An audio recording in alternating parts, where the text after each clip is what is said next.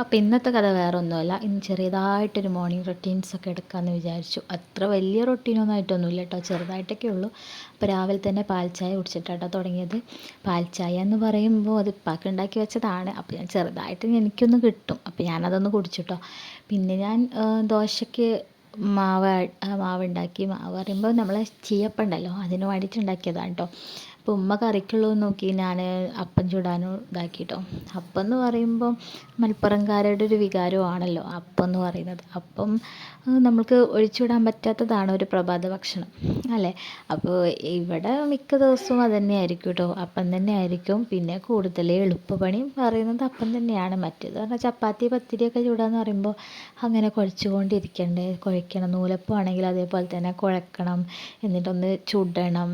അതൊക്കെ ഭയങ്കര ടാസ്ക്കാണ്. അപ്പോൾ ഇതാകുമ്പോൾ ജസ്റ്റ് ഒന്ന് കലക്കി പറഞ്ഞാൽ മതി. അല്ലെങ്കിൽ അരി വെള്ളത്തിലിട്ടിട്ടുണ്ടെങ്കിൽ അതൊന്ന് അരച്ചിട്ട് കുറച്ച് വെള്ളം ചേർത്തിട്ട് നമുക്ക് കലക്കി പറഞ്ഞാൽ മതിയല്ലോ അല്ലേ. അപ്പോൾ അതാകുമ്പോൾ പിന്നെ കുഴപ്പമില്ലല്ലോ, നിസ്സാരമായിട്ട് നമുക്ക് പെട്ടെന്ന് പണി കഴിക്കുകയും ചെയ്യാം.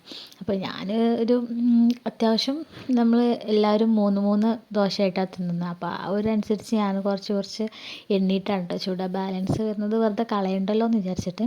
അതൊക്കെ കഴിഞ്ഞ് മുറ്റത്തേക്ക് ഒന്ന് ഇറങ്ങി നോക്കുമ്പോൾ ദാണ്ട കിടക്കുന്നത് നമ്മൾ രണ്ട് പ്രാക്കൾ കിന്നാരം പറഞ്ഞുകൊണ്ടിരിക്കുന്നത് കേട്ടോ. അപ്പോൾ അതൊക്കെ കഴിഞ്ഞ് ഞാൻ വലിയ റൂമൊക്കെ വൃത്തിയാക്കാൻ വേണ്ടിയിട്ട് പോകാൻ നിൽക്കുകയായിരുന്നു. അപ്പോഴാണ് ഉമ്മ ചിക്കൻ കറി തൂമ്പിക്കാൻ വേണ്ടിയിട്ട് ഉള്ളിയൊക്കെ അരിയുന്നുണ്ടായിരുന്നത്. അപ്പോൾ റൂമിലുള്ള ആളെ വിളിച്ചുണർത്തിയിട്ട് കുളിക്കാനും പറഞ്ഞയച്ച് ഞാൻ പിന്നെ ബെഡ്ഷീറ്റൊക്കെ ഒന്ന് ശരിയാക്കായിരുന്നു. അതിനിടയിൽ പുതപ്പൊക്കെ ഇട്ടിട്ട് ഏകദേശം ഒരാൾ കിടക്കുന്നുണ്ട്. പക്ഷേ എന്തായാലും ആ പുതപ്പ് ഏതായാലും ചുരുണ്ടോടി കിടക്കുന്നതല്ലെന്ന് വിചാരിച്ചിട്ട് ഞാനൊന്ന് ശരിക്കൊന്ന് റെഡിക്കൊന്ന് മടക്കിയിട്ട് അത് ആളെ മേത്തൊന്ന് വിരിച്ചു കൊടുത്തു കേട്ടോ.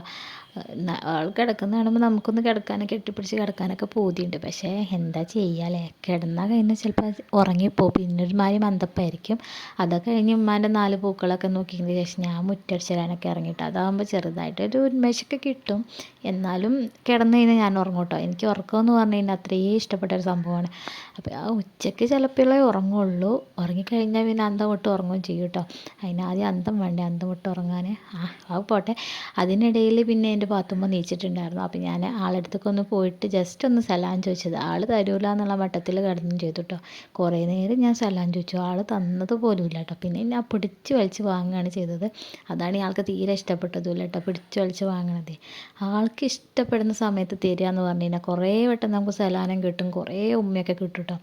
ഉറക്കഭ്രാന്ത് കഴിഞ്ഞ് ആൾ നല്ല ആക്റ്റീവ് ആയതോടുകൂടി എൻ്റെ വീഡിയോ അതോടുകൂടെ സ്റ്റോപ്പായിട്ടോ. അപ്പോൾ ഇത്രയേ ഉള്ളൂ. ബായ്.